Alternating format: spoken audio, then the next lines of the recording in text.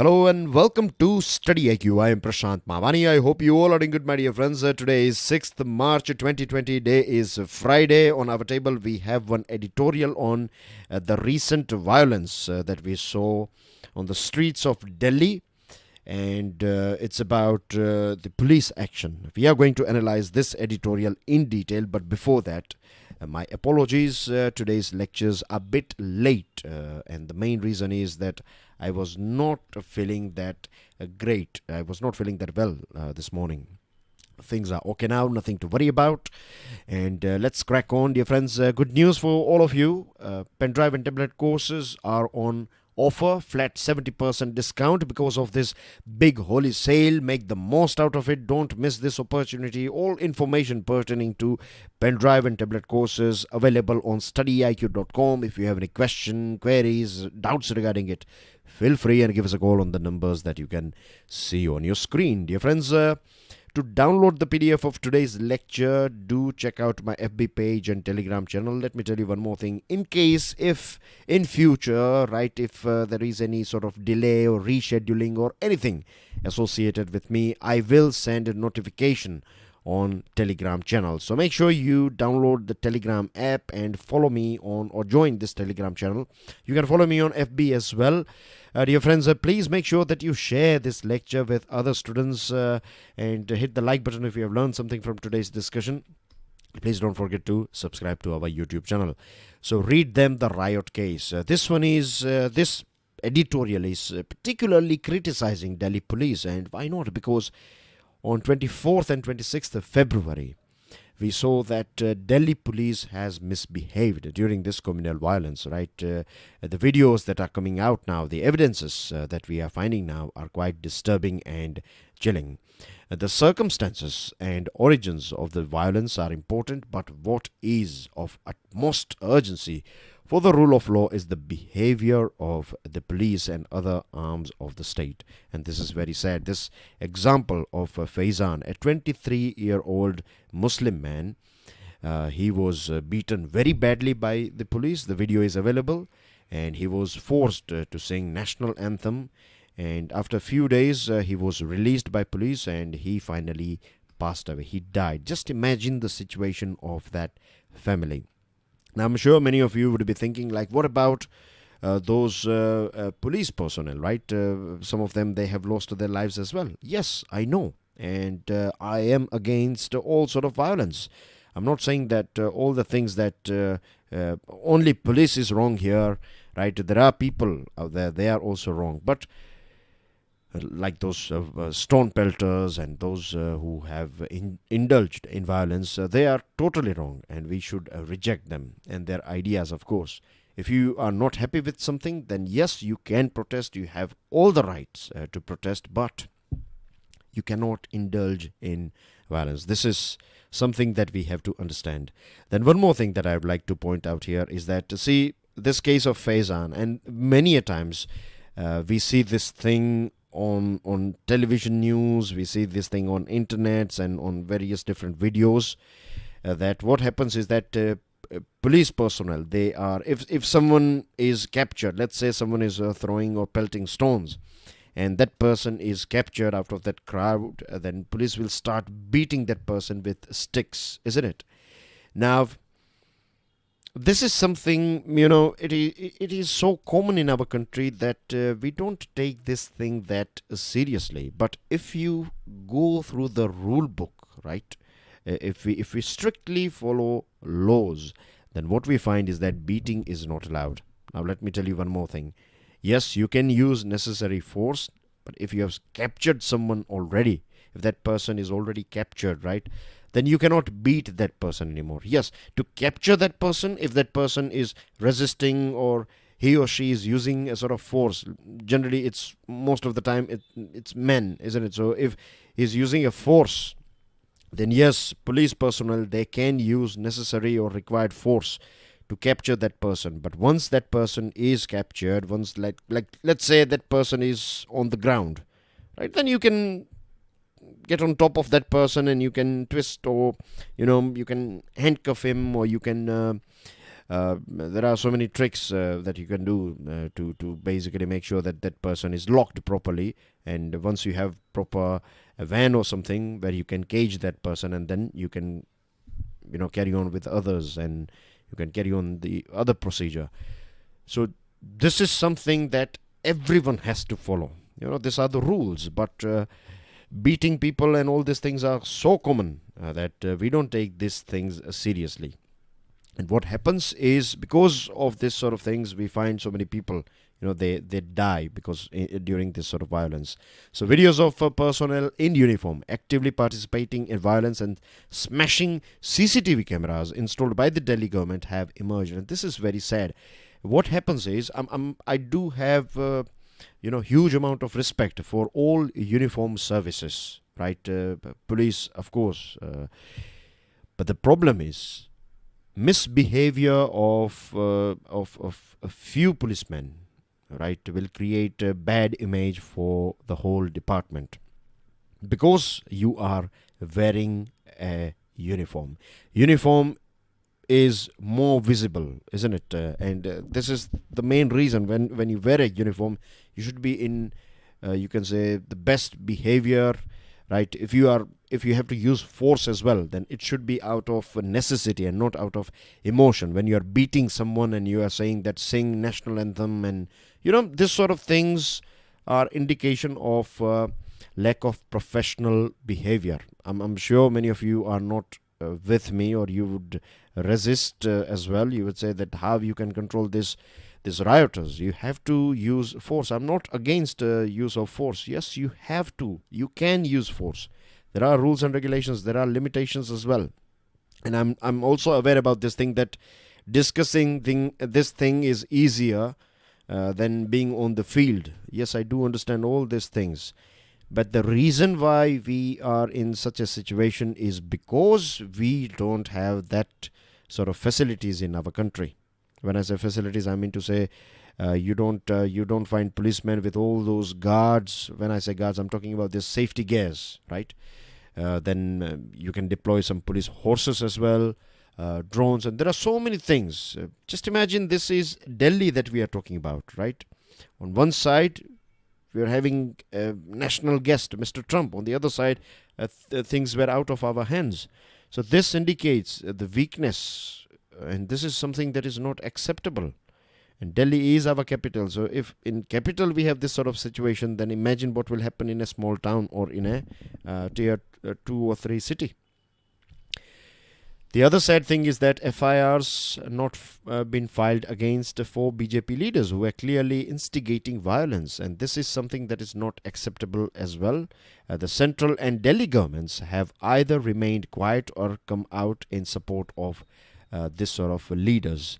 So what we need now, basically, to wrap it up, we need proper training. This is one of the most important thing. In training, if you visit a doctor, and if you are, let's say someone is not healthy because of bad food habits, he's got cholesterol and other things, and just imagine that doctor will start beating that patient, blaming that person, that why you have indulged yourself with all this sort of fast food throughout your life, and this is the reason why you're here, and I'm going to beat you. This is not going to help that person. Right? If you want to genuinely help that person, then as a doctor has to act very professionally, isn't it? That is to diagnose the whole issue in the same way, right? Police services are one of the most important thing. If we are in a sort of trouble when it comes to life or death situation, who is the person, or who is that arm or branch of government that we will ask for help in our society? It is, of course, police. So we need a proper training. They can conduct mock drills as well, so that if we have, let's say, bi-monthly or once a month mock drill, then this will create, then chances of error will come down. We can reduce it to as much as possible if we practice something again and again. So mock drill is a thing that they can do, so that if we have this sort of riot-like situation in future, then as well it can be controlled and with minimum collateral damage. This unprofessional culture that we find should not be, it should not be tolerated. Thorough inquiry should be done on all those people, all those uniformed guys who have misbehaved, who are indulging in this smashing CCTV and beating people and things like that.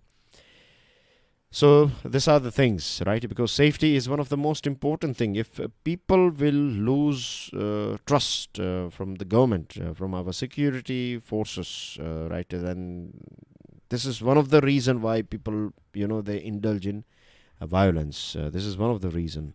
Means if you dig this topic a little bit more, then you find that lack of trust is also one of the reason why people indulge in violence, because that nothing will happen to those people, so who are doing wrong. I'm not talking about CA. I'm not saying that CA is wrong. I'm generally, after rape cases as well, we find these sort of things. After murder cases as well in our country, we find riots taking place. People start throwing stones and other things, that government is not taking action, and etc. So it applies to all sort of crimes. Now we have one more important topic here. This one is written by Manmohan Singh ji, and he is also talking about security. We'll come back to this topic, but before that I would like to discuss this China's topic, China's high-tech battle against COVID-19. Outstanding article, very important. There are so many things that the whole world can learn from China. There are a few warnings as well here, but there are a few positive things as well that we can learn. So COVID-19, we know it's a big thing. It is spreading like a wildfire around the world. 1st March 2020, good news from China is that this Hubei had for the first time reported fewer than 200 new infections. This is the first time after this outbreak. On 4th March 2020, China reported 119 new infections, the lowest in 6 weeks. And Wuhan authorities on 1st March closed this makeshift hospitals. They have created some 16 makeshift hospitals, and after that they have closed one. So this indicates that things are improving in China. But of course, Chinese officials are well aware that the fight is not over yet. They have to continue this battle against this coronavirus. Now there are two sides of Chinese system here. Let's talk about this good and bad both, right? So the nature of China's whole system is authoritarian, isn't it? We know it very well. So in an authoritarian regime, what you find is that an authoritarian regime will give too much, or I would say most importance to security, right? It will not tolerate any sort of rebel, or it will not tolerate any sort of misbehavior against government, right? So security is something that is, means the whole system is designed in such a way that security, or it takes pride in this maintaining high security, and stability is also something which is very close to the heart of an authoritarian system. So what they have done, this authoritarian system, they have the negative thing is they covered up everything. They kept the things behind the veil. And the starting of this, I'm talking about the inception period of this virus. At that point of time, China kept things very secret, discreet, isn't it? But now we find that this system is taking positive actions as well, like people locking down people. You cannot imagine doing that in democracy like India or USA, but China can do it, and China did it, and we can find some good things about it as well, like positive results. 60 million people were they were locked behind the walls of cities, not literal walls, but basically they were not allowed to travel outside, and no one was allowed to travel inside the city. So this helped. As far as Chinese experiment is concerned, it helped in controlling this virus. Its spread was controlled to an extent. We have one Dr. Bruce Elwood, and as per Bruce, the thing that we can learn from China, the key learning from China is the speed. The faster you can find the cases, isolate the case, the track their close contacts, the more successful you are going to be. And this is something that we can learn from China, and this is something that we can achieve from this authoritarian system only. That's what I think. The best result that you can get is from authoritarian system, because that's how the whole system is. Detecting someone or something becomes much easier, because your whole system is designed in for that purpose. But this has helped China, of course, and two other key steps that China took is free treatment and free testing. So this are a few steps that we find positive as well as few negatives. When I say negative, I'm talking about this cover-up thing, right? And the trouble faced by all those people who are kept behind the walls. So these are the two negatives, but there are a few positives as well. Now, the most interesting thing and surprisingly is this role of technology. COVID-19. This is one application, and this application helps you with if you were on a flight or if you are on a train. So if you want to confirm whether the train in which you traveled or the flight in which you traveled where other people were infected, or if anyone was confirmed with this infection, then you can do it with the help of this COVID-19. What it will do, let's say if you're traveling somewhere, right? So it will have all your details, and if one of your co-passenger is affected with this, then if you go to this COVID-19 app, if you enter your details and flight numbers and everything, then it will give you the details of all those people who are affected and who are safe. Then you have this government run close contact detectors. This helps you with, if you add your national identification number in it, then it will also help you. So tracking system is quite good over there. Pingan Good Doctor app. Now this app has 300 million users, and it connects these patients with doctors and pharmacies, and this is also helping in sharing this information. Then you have Alibaba's Alipay app. It has rolled out this health QR code system where you have different color codes like yellow, you have red one, then you have green one. That green one indicates that you are safe and you are clean. If someone is in red or amber color, then the warning levels increases, and so it has various different color codes for various different sort of threats. Negative thing about it is privacy, of course.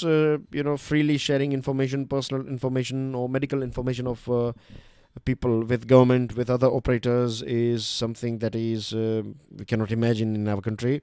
Then you have this Face Plus Plus, and this is a sophisticated temperature screening tool which is deployed in crowded places, so that you can, without touching them, you can screen all these people whether they are affected or not, and things like that, whether they are not well. So then you have this Beidou and Sense Time, which means it will inform police about those people who are not wearing mask.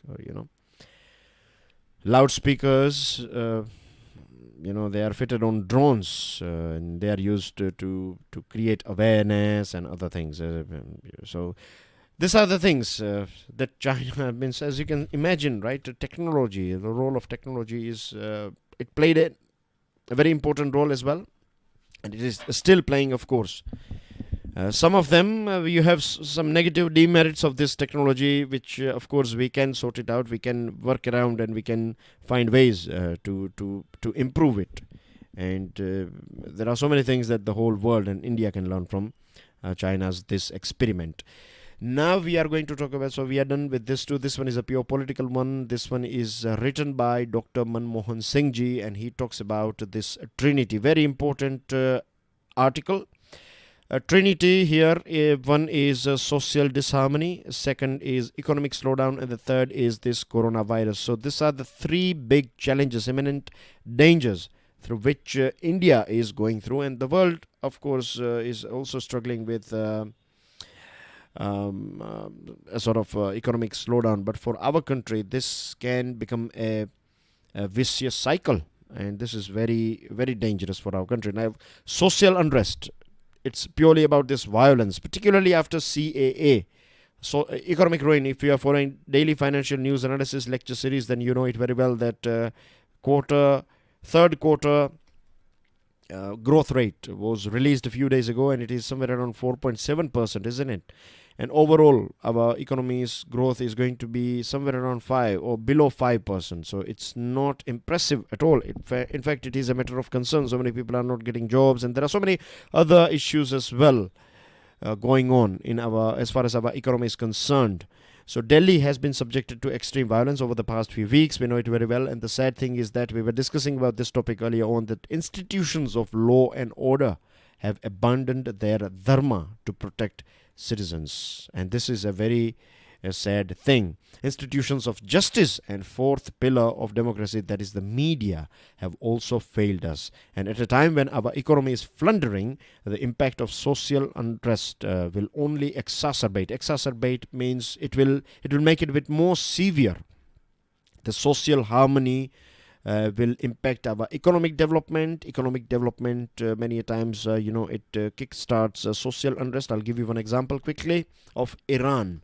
Iran is under sanction for a very long period of time. Few months ago, inflation was quite high. Inflation is still quite high, but there was all of the sudden inflation in Iran. And because of this thing, medicine, food, everything became so expensive that people were out on the street. But after that, we saw this case of this Qasem Soleimani, and things are a bit sorted.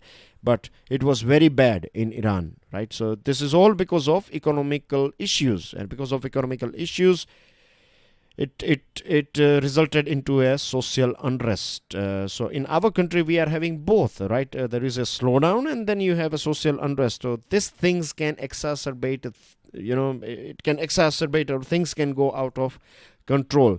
And as far as this social unrest is concerned, investors are not ready to invest. Industrialists, entrepreneurs are not ready to take risk at present, because they are not going to benefit in this economical slowdown. And on the same side, you have this sort of problems going on in our society. So social disruptions and communal tensions only compound their fears and risk aversion.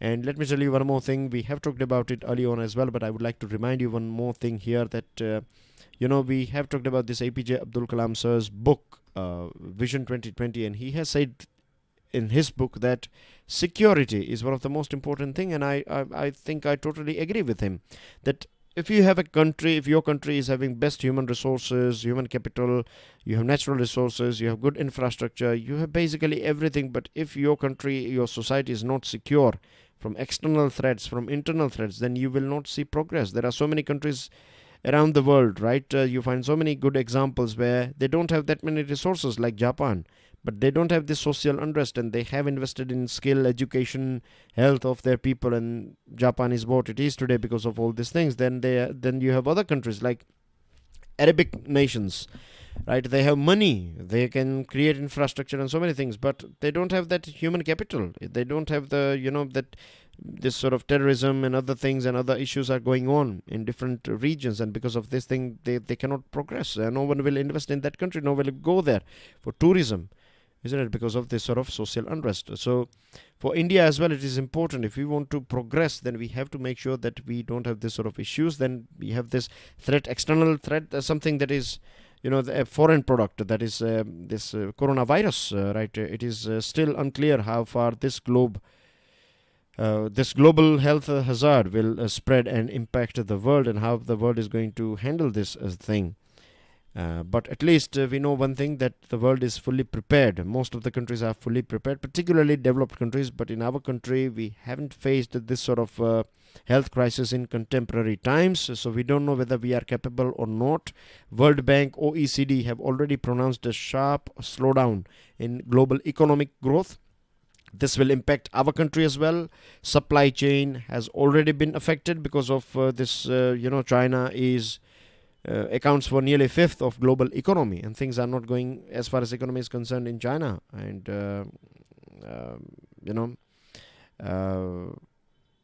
not going means this supply chain. I was talking means mobile phones. Then there are so many other things like medicine, pharmaceutical industry of our country is affected because there are so many things that this raw material that we purchase from China. So it's going to affect us, right?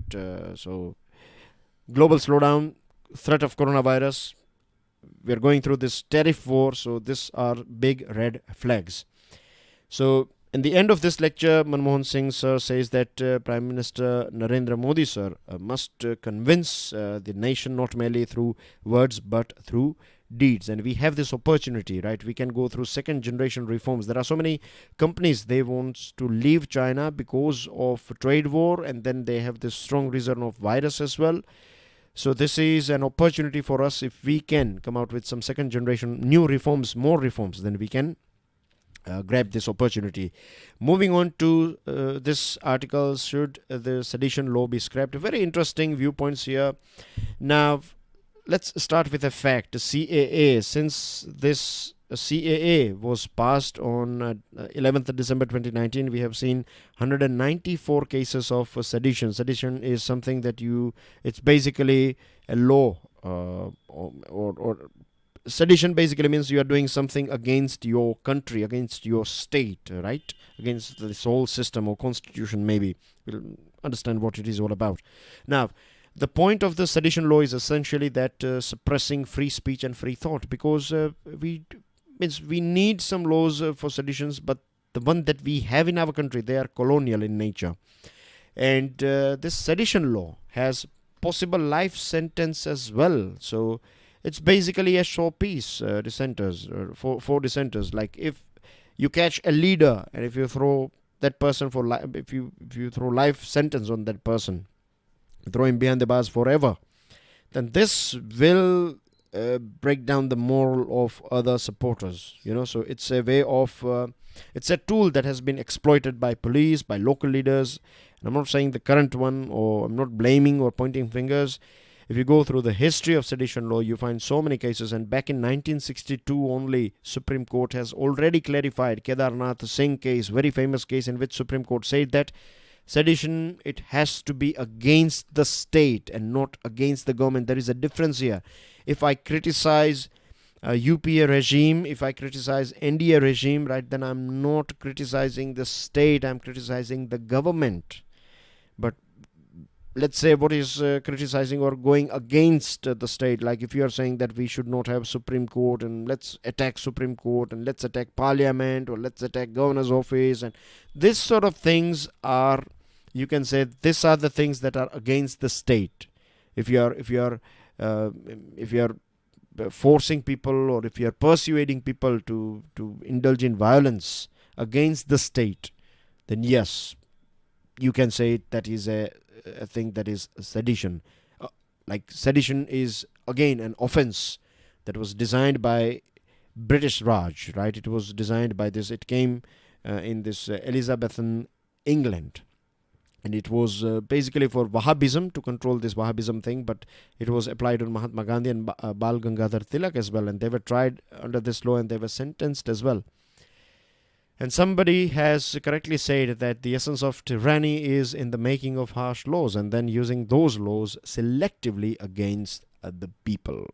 So one thing here we have to understand about, there's a big difference between hate speech and sedition. Sedition is what I have just explained to you. Hate speech is totally different. It is provoking violence against two communities. So you have X community, Y community, and if you ask or provoke this X community to attack Y community people, then that is a hate speech. That is not sedition, right? You are not abusing the state.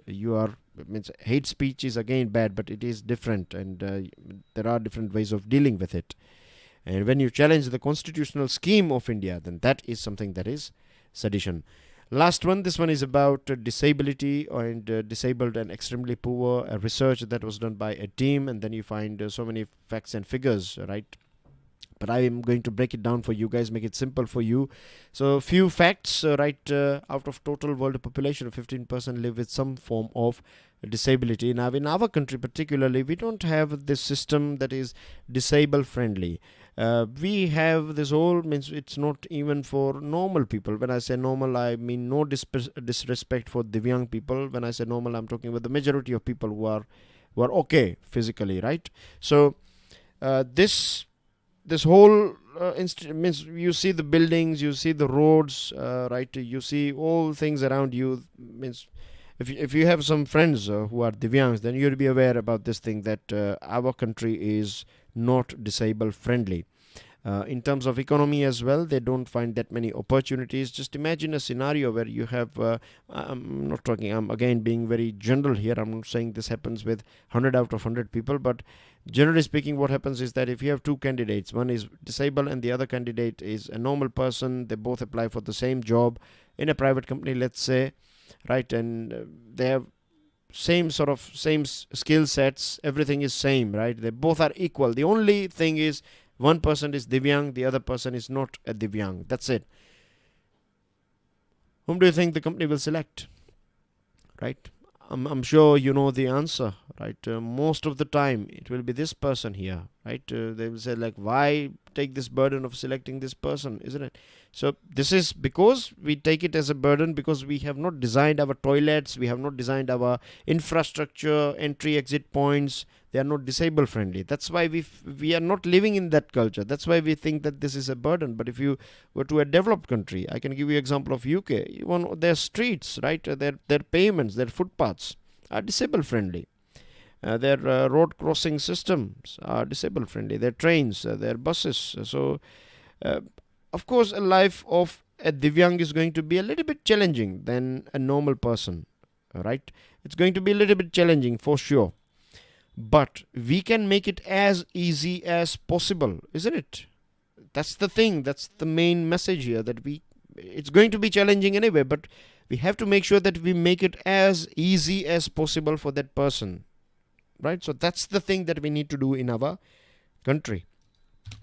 Moving on to news items, PM's Brussels visit is put off because of COVID. Nirbhaya case, Supreme Court takes a tough stand. A father's long wait, 13 days and counting. It's a very sad picture, and it's my appeal as well to all you guys that if you find, if you have any information regarding this person, then do help the authorities or the parents, or the best is to contact authorities. Personally, I have nothing to do with this person, but I was reading this news, and as a human being, I feel so bad about this person, this father here, that from 13 days this small boy has not returned. So it's very sad. Prayers for the family. Suspended AAP councillor denied bail, arrested in Delhi. Yes Bank under moratorium. Lok Sabha suspends 7 MPs for rest of session. This is a very important news item, and you should read some basic things about this news item as well. I think we will find some editorials or something on this item. And India among least free democracies, says a study. And that's everything in today's discussion, dear friends. Thank you very much for watching this video again. I'm sorry for the delay, as I told you that I was not feeling that well. Things are better now. Please make sure that you share this lecture. Hit the like button if you've learned something from today's discussion. I have a question for you guys. We are going to get a new information commissioner today. Can you give me the name of the new information commissioner in the comment section? And that's everything. Enjoy your studies. God bless you all. Jai Hind.